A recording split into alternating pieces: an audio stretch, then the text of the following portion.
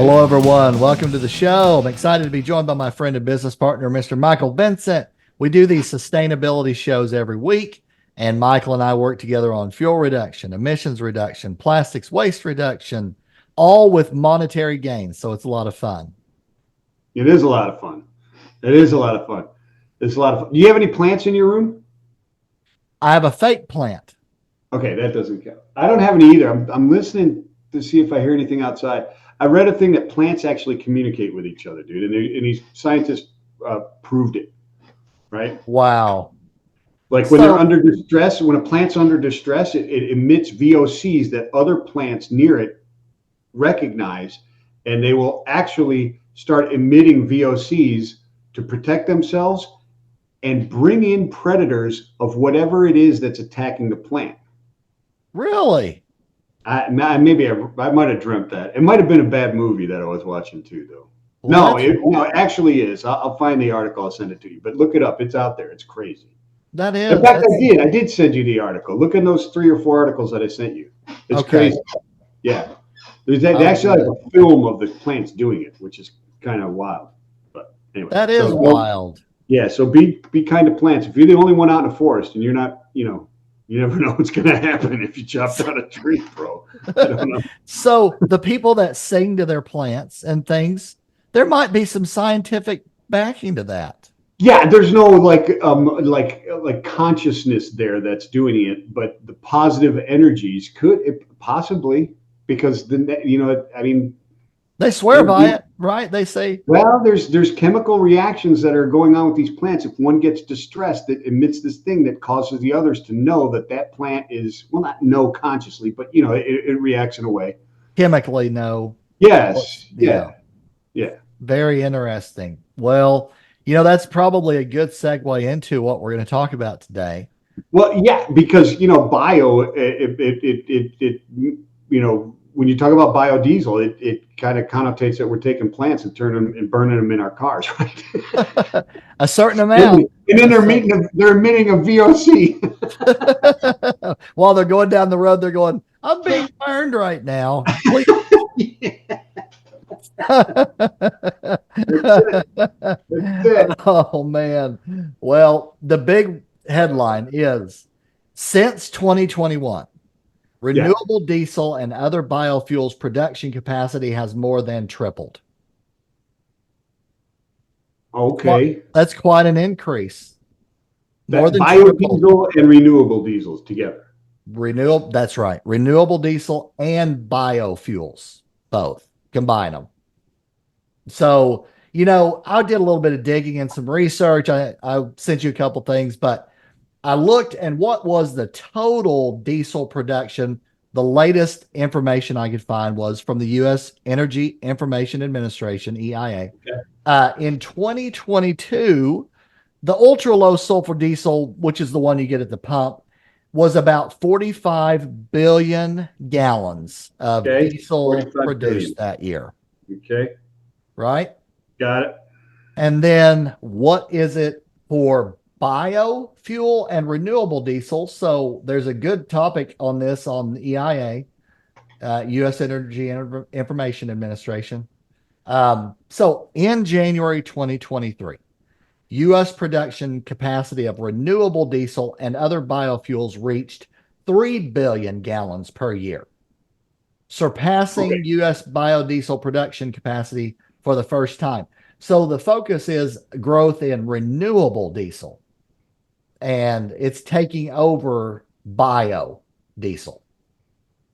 That's renewable diesel and other biofuels, right? That's right. Reached 3 billion gallons of production per year as of January 2023. There's always a lag on this information, right? There's always, absolutely there is. So, and that's compared to biodiesel specifically, right? So, right. Yep. Okay. So renewable diesel is a fuel that is chemically equivalent to petroleum diesel and nearly identical in its performance characteristics. I'm quoting from the article. The same is not true of biodiesel, which is chemically different from petroleum diesel. So renewable diesel is more like a real diesel, or It's a closer intimate imitator. it's in composition and performance both. Is that the sole difference between the two? Well, so great segue. There's Ah, another topic on EIA. What is I biodiesel? have one other question. Doesn't ethanol come from corn? Yes, All right. mostly, I think. Why isn't that included as a biofuel then? That's a good question. I'm That going to must read be. from the Alternative Fuels Okay. Data Center of the EIA. It is Right. saying biodiesel is a domestically produced renewable fuel that can be manufactured from vegetable oils, animal fats, or recycled restaurant grease for use in diesel vehicles or any equipment that operates on diesel fuel. So that's biodiesel. It's made from vegetable oil, animal fat, recycled restaurant grease. Those sorts of things make up a biodiesel. Yeah, we did a show on that. If you're vegan, this is not necessarily the fuel for you. That's right. Your biodiesel may not be vegan. That's exactly right. It may not be. You never It know. very well could not be. It could Yeah. be. It And, could be and depending on vegetable. where the restaurant grease comes from, it may smell like McDonald's French fries when you're crewing down the road. You never know. Yeah, is that peanut oil or is it canola? But I don't know. some of the biodiesel comes from animal fat, some of it comes from vegetable oils, Right. and some of it comes from restaurant grease, which could probably be five different things, honestly. So that's bio. I've eaten it in places where that you wouldn't want to burn that oil in there. Oh, I've eaten greasy spoons where they don't know how long they've had that oil.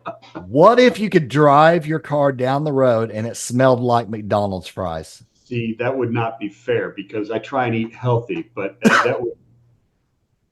I would probably stop. My recirculator button was on all the time because I'd be Right. eating constantly. I bet money that you'd stop at more fast food places if you burned a fuel that smelled like McDonald's fries. Well, heck yeah. Heck Right? yeah. Yeah, of course. I think Right? so. Everyone Yeah. I saw, I'd be like, okay, I'm pulling in. I can't Yeah. do this. Yeah, absolutely. I agree. I agree. Your wife would accuse you of eating McDonald's French fries all the time every time she got in your car. That's Like, true. what do I smell in here, huh, Andy? You've been cheating. And then it'd be, why didn't you bring me any? Yeah, that's it. Right? Like, you ate all of them? No, I was just driving my car down the road. Yeah. Right. Sure. Sure. Okay. So now then it begs the question, what is renewable diesel? Okay. So renewable diesel is a fuel made from fats and oils such as soybean oil or canola oil and is processed to be chemically the same as petroleum diesel. So it is renewable, and it's made from fats and oils such as soybean oil or canola oil. So this is the vegan. This is the vegan. Yes. This is the vegan. This is okay. This is certified vegan, non-GMO diesel. So does that mean the renewable diesel is, and maybe you don't know this, but I'm just asking, maybe somebody else does. Is renewable diesel just a drop in fuel? You can just rock and roll with it, and bio isn't necessarily? They're both drop in. They can both be used. Now, the performance characteristics of renewable diesel are better than bio.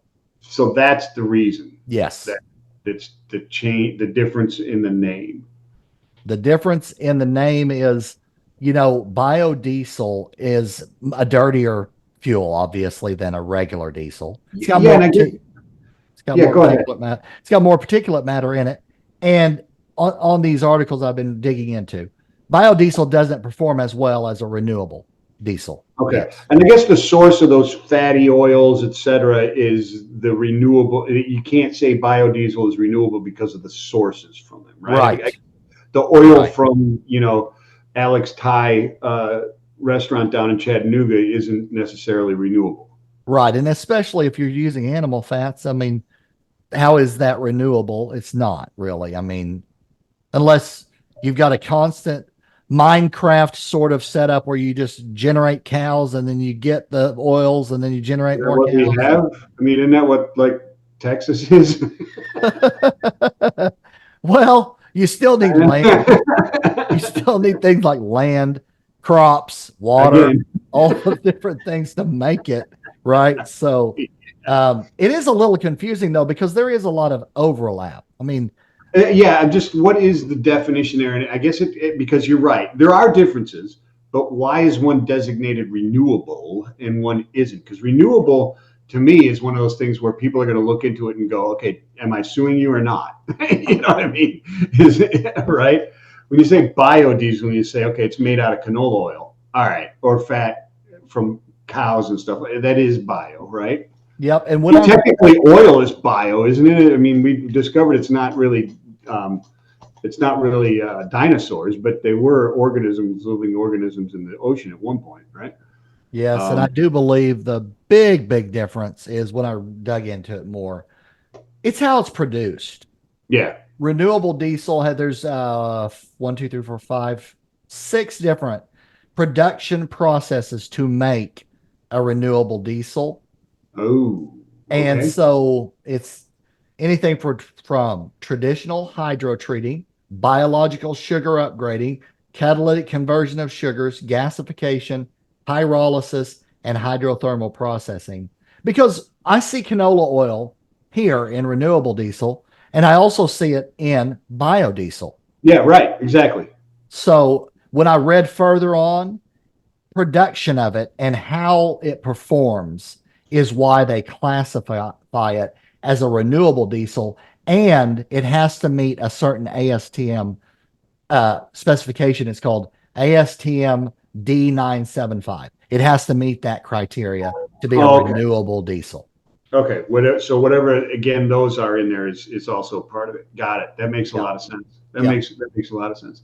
I mean, Yep. pyrolysis. It's interesting pyrolysis because there's a lot of people studying on how to make fuels out of plastics through pyrolysis, right? And Yes. Yes. You've told me a little bit about that going on as well. yeah, Very interesting. it's interesting stuff. That's a technology that's moving forward. I'm looking at in so is this capacity being met with demand? That's what I get. Okay, so that's a great question. And it looks like to me from reading the article, it's being driven by government policy. It is being So driven by government government policy. policy is kind of a tailwind driving demand for it that is increasing, then increasing the capacity, right? I mean, I got you. Yep. So government policies. So I'm going to read from the article.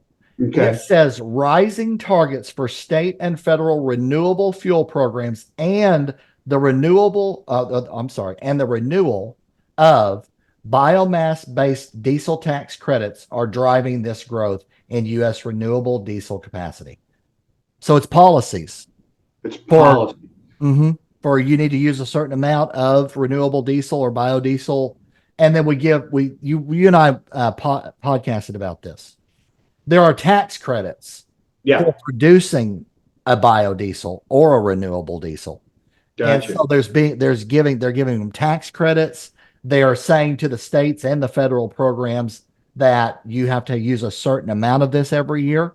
So those two things, you're doing tax credits and mandates as well. So I believe honestly, that's probably driving it more than anything else. Gotcha. Gotcha. And in the one article there, the report from the EIA, right? Did you look at the map that's there?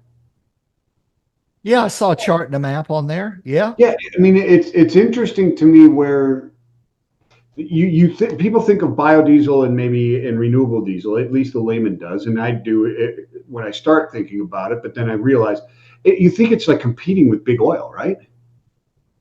And it's competing certainly with fossil fuel. But if you look at where the production is, it's Louisiana and Texas, right? Right.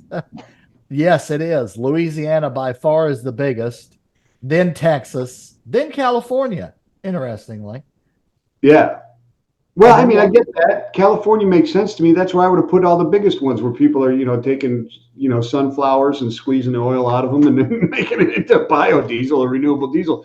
But from this map, it suggests to me that it is big oil that's doing this, right? And are they under the mandates to produce certain percentages? Are they getting mandates, or is it just incentives? I haven't heard any mandates yet. Have you? I've only heard of mandates that there's a certain amount of biodiesel and renewable diesel by year that has been put out by the federal government for use by the market. And so that would drive a fuel producer to do more of that, I'm I sure. got you. I Yeah. got you. Then Yeah. that totally makes sense. That totally Yep. makes sense. So, it is one of the things is, I guess, the biodiesel and renewable diesel is the sustainability of the source, right? I guess would be part of the driving thing, right? Because eventually, because you hear reports, we can get into this in some other time, but the Permian Basin productivity is on the decline, and it's just going to dry up, right? Is what they're is where we're heading with that. It's not, the production isn't increasing. It's drying up, and it's not because people are quitting drilling. It's because the oil's just not there anymore. But so eventually you run out. It's not sustainable forever. So we got to figure out something else. Is it sustainable from the other side of the word sustainable, as in not emitting GHGs and NOx gases and that type of stuff when you start talking about biodiesel and renewable diesel? Is it clean or burning? Yes. In general, yes. In general, you're getting less emissions coming off of those. Okay. All right. Yep. All right. Yep. So this isn't so, and you can see where I'm going with this. So this isn't something that you drop in and go, hey, it's biodiesel, so now it's clean as hell, right? It's just great and everything else. It runs great, but you still going to need something like cyber fuels with this, right? Right. Yep. It still emits particulate matters into the air, PM 2.5s and PM5s and PM10s. It still does do that. It's just not at as high a level as a traditional diesel. So that's Yeah. the upside. And certain states, including California and Illinois, are mandating a certain amount of biodiesel be used, for instance, in the rail industry. The cool thing about cyber fuels is we can take that fuel and burn it more completely and get you more gallons per mile in their case, or more miles per gallon in the case of trucking. We can lower the gallons per mile for rail. We can increase the miles per gallon for trucking. Both are fuel economy. But Yeah. yeah, we can help burn that fuel more completely, emit less into the air, and then we also lubricate the engine. We remove carbon from the engine. And studies show an average on big engines of 26.73% fuel economy improvement. And we're collecting more and more of those all the time. So it's a it's a net savings while going greener, which is awesome. Yeah. Yeah. No, it absolutely is. It's awesome, and that's why I'm involved with it, because it Right. it makes sense. It saves money, which anytime we can free up capital and not spend it on that and spend it on something better, something more altruistic, something better that helps the planet or help other, and actually make an impact on environmental effects. That I'm in 100%. I'm in 100%, and I Me love it. too. I love it. Me too. I love Um, it. yeah, we just got to keep producing more of this stuff, right? I guess. That's right. It's That's what it growing is. really fast, as you know, Michael. Yeah, no, it really is. I know it is. I know it is. But when you're using biodiesel and renewable diesel, is the lubricating factor of like cyber fuels, is that an important thing to replace? Because didn't ultra low sulfur diesel loses its lubricity and actually hurts the engine more than like normal, right? Yeah, the chemical process that refineries use pull lubrication out of the fuel when they remove sulfur. So ultra low sulfur diesel has much less lubricity than the old regular sulfur Right. diesel, right? Which theoretically would harm the engine more, or you'd see more wear and tear on the engine, right? That's right. Theoretically. So yeah, the lubricating effect of cyber fuels is very helpful. Um, And the crazy thing, depending on what the actual source of is for the renewable diesel or the biodiesel, has different lubrication properties in it. So Oh, what we do, regardless of whether you run a diesel, renewable diesel, biodiesel, we're lubricating the engine. yeah, So uh, if it's a really ultra low sulfur diesel that you're running, great, we're lubricating. If it's a renewable diesel that by its properties has more lubricity, we're still lubricating the engine so that, that you don't have the wear and tear. Yeah, excellent. That's very cool. It's very cool. All right, I've learned a couple things here today, Andy. I appreciate it. Professor Andy again. There he is.